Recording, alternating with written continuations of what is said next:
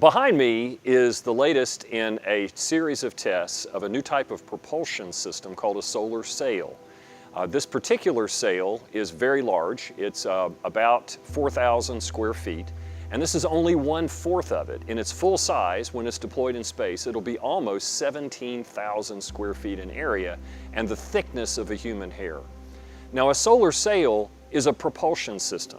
It's not a propulsion system that'll get a spacecraft or a rocket off the ground, but once you get into space and you're away from Earth's gravity, having all that thrust of a rocket engine isn't what's as important. What's important is efficiency and being able to get a lot of thrust to travel from one position to another. And a solar sail achieves that by reflecting sunlight, just like a sailboat on the lake reflects the wind.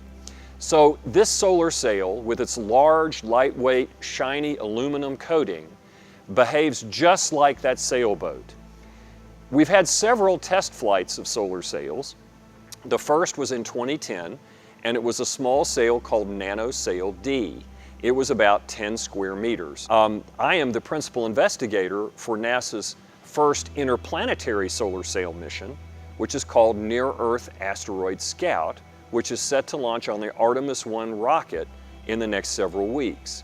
That mission will deploy a 925 square foot sail, again the thickness of a human hair, and use that reflected sunlight pressure to take this spacecraft and its science camera, provided by NASA JPL, to study an asteroid after 2 years of flight.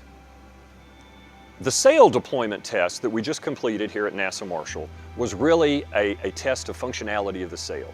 Could you get these 200-foot long booms coiled up, put in a deployer, attached to a sail that has the area of over 4,000 square feet, when it's all folded and rolled, put it in a small box, and get it to deploy unaided?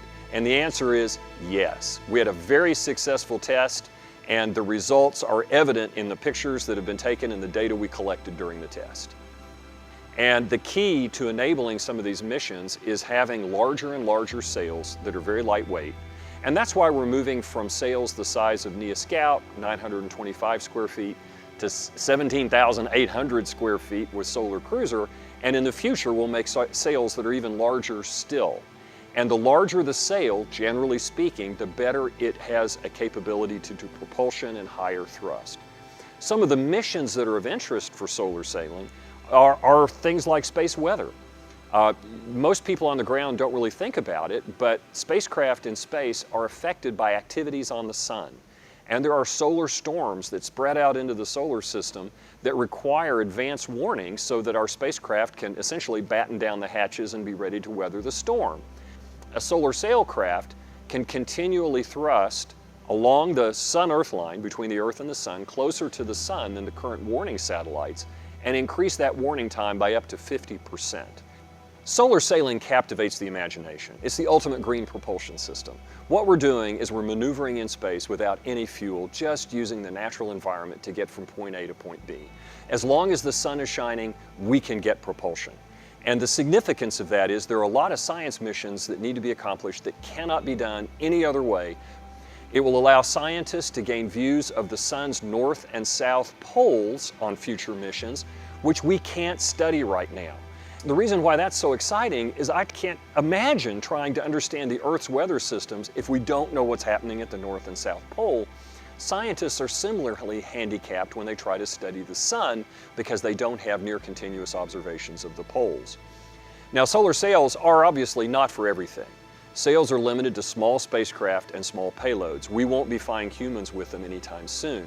But that doesn't mean they can't be used to support human missions. In near-Earth space, going to the moon, they can be put into novel orbits to give near continuous communications coverage to the moon. They can give us observations of what's happening on the lunar far side continuously. They give us the capability to maneuver in near-Earth space and take spacecraft from point A to point B repeatedly over years because they don't run out of gas. And eventually, the descendants of this sail that are much larger and much more durable will fly very close to the sun and give us the capability to reach the stars.